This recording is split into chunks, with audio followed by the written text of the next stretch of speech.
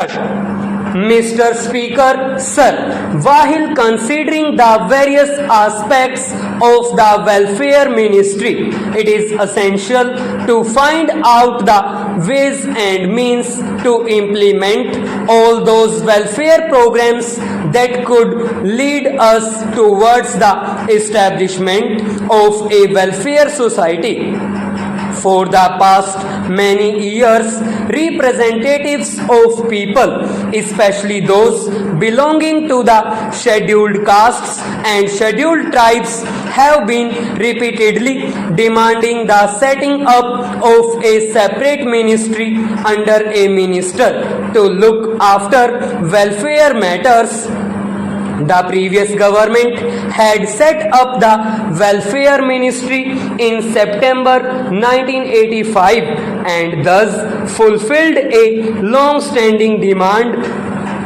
Earlier, this department was attached either to the Home Ministry or to the Education Ministry in the name of Department of Social Welfare.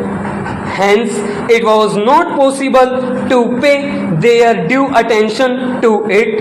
Therefore, the then Prime Minister Shri Rajiv Gandhi pondered over this matter seriously and took a historic decision on it, and thus the Ministry of Welfare was created, and this ministry started working independently. Several departments attached to the Home Ministry, including the Department of Harijan Welfare and other departments looking after the welfare of minorities, disabled people, and other weaker sections of the society, were detached from the Home Ministry and put under the Ministry of Welfare. Apart from this, steps were also taken for the fulfillment of several commitments made by the government, as also of those tasks which the government was supposed to do under the directive principles incorporated in out constitution and which were left unattended to even after 48 years of independence. Although our constitution calls upon the government to take steps so as to make the weaker sections and the disabled self-reliant so that they do not become a burden on the society, it is regrettable that we have not been able to formulate any national policy in this regard. A national policy for children was announced, but appropriate steps were not taken in the right direction for the implementation of that policy. The work was taken up, but much remains to be done in this direction because our country has not been able to progress as much as it should have. For this purpose, it is necessary to have adequate resources.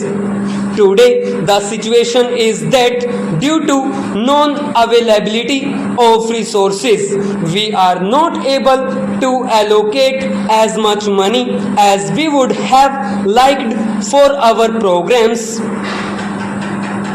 The previous government had constituted a committee, and the committee was entrusted with the job of suggesting a national policy for the handicapped, keeping in mind the factors such as the facilities that could be provided to them, ways and means to provide them with equipment and assistance, and also ways and means to provide them with education and training in the cities, so that instead of being a burden on the society and depending on their parents, they can make themselves useful and make a place in the society.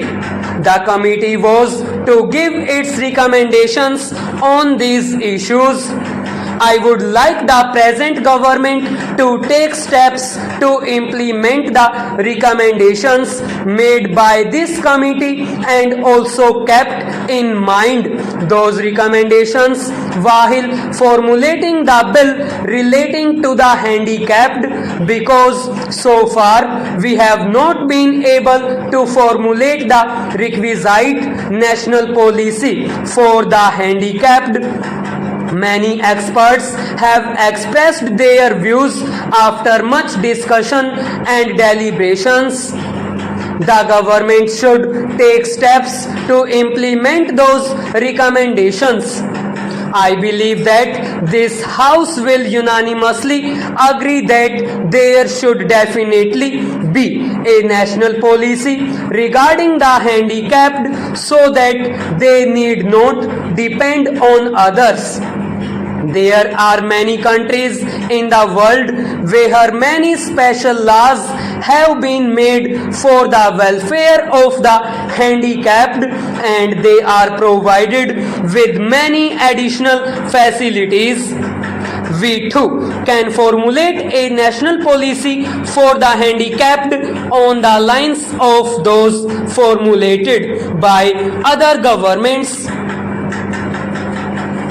Mr. Chairman, sir, as I said in the beginning, the rate of infant mortality in our country is very high due to many reasons, including poverty, malnutrition, and undernourishment. Similarly, many children are deprived of proper education as they fall victims of bad habits. We have observed that in many families the parents are illiterate or they are so busy in their work that they are not able to pay proper attention to their children. Some of these parents work as laborers while some others are engaged in similar manual jobs. The previous government had formulated, passed and implemented the Juvenile Justice Act. I would like the government to make adequate arrangements to see that the act is fully implemented in all the states and that none of its provisions is violated. The children are the future of our country and as such cannot be neglected. Tomorrow they are going to shoulder the responsibility of the nation.